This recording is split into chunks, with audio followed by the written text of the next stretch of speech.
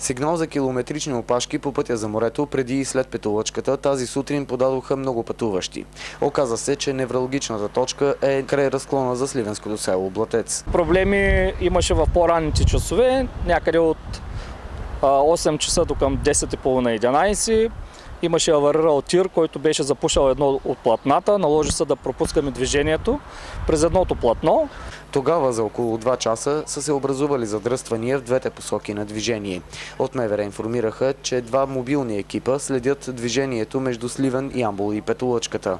До късния следобед по главния път към морето на територията на Сливен бяха станали 2 леки пътно-транспортни происшествия. Докато ние заснемахме този репортаж, стана трето.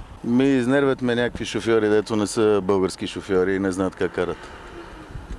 Сега току-що ме изпревари някакъв човек с някакъв украински номер или не знам и си караше вляво. Възпитани ли са шофьорите, спазват ли ограниченията? Има напредък.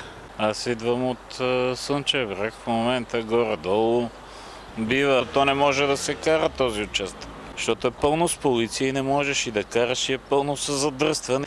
И докато ние бяхме на Петолъчката, се случи поредната опасност за водачите. Закъсал за гориво автомобил премина през кръговото кръстовище, бутан от пътуващи в него.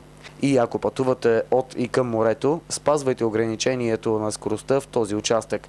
То е 90 км в час в извънселищните зони, напомнят от Пътна полиция.